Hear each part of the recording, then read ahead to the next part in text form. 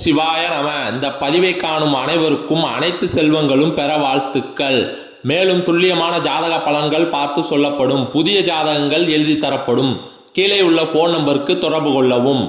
இன்றைய ஆன்மீக வழிபாட்டில் தடைகளையும் எதிரி தொல்லைகளையும் நீக்கும் இரத்த சந்தன வழிபாட்டு முறையை பற்றி தான் பார்க்க போகிறோம். ஒருவருடைய வாழ்க்கையில் முன்னேற்றம் என்பது மிகவும் முக்கியமான ஒன்று. எந்த ஒரு காரியத்தை செய்தாலும் அந்த காரியத்தில் முன்னேற்றம் என்பது ஏற்பட்டால்தான் அடுத்த கட்ட வாழ்க்கையை நகர்த்த முடியும் என்பது நாம் அனைவரும் தெரிந்த உண்மையே. அந்த முன்னேற்றத்தை தடுக்கக்கூடிய எப்பேற்பட்ட செயலாக இருந்தாலும் அந்த செயல்களை நீக்குவதற்கு இரத்த சந்தனத்தை வைத்து எப்படி வழிபாடு செய்ய வேண்டும் என்று தான் இந்த பதிவின் மூலம் பார்க்க போகிறோம். வாங்க பதிவுக்குள்ளே போகலாம். நம்முடைய கஷ்டங்களையும் தடைகளையும் எதிரி தொல்லைகளையும் நீக்குவதற்கு பல தெய்வங்கள் உறுதுணையாக இருக்கின்றன. காளி, பைரவி, துர்க்கை, பைரவர், முனீஸ்வரர், கருப்பசாமி என்று நாம் பல தெய்வங்களை கூறிக்கொண்டே செல்லலாம்.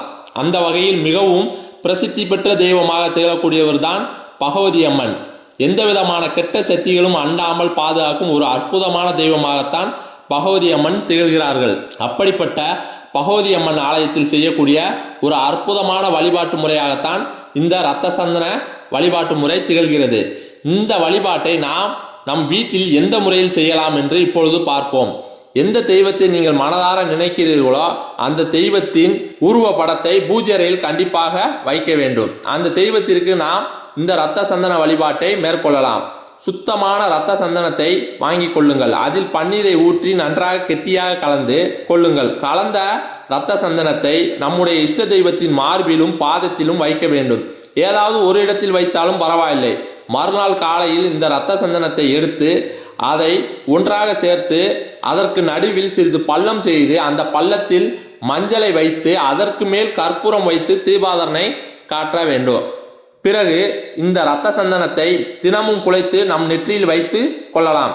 இதை ஒரு முறை செய்தால் போதும். அந்த இரத்த சந்தனம் காலியாகும் வரை நாம் உபயோகப்படுத்தி கொள்ளலாம். இரத்த சந்தனம் தீர்ந்த பிறகு மறுபடியும் புதிதாக இதே போல் இரத்த சந்தன வழிபாட்டை மேற்கொள்ளலாம்.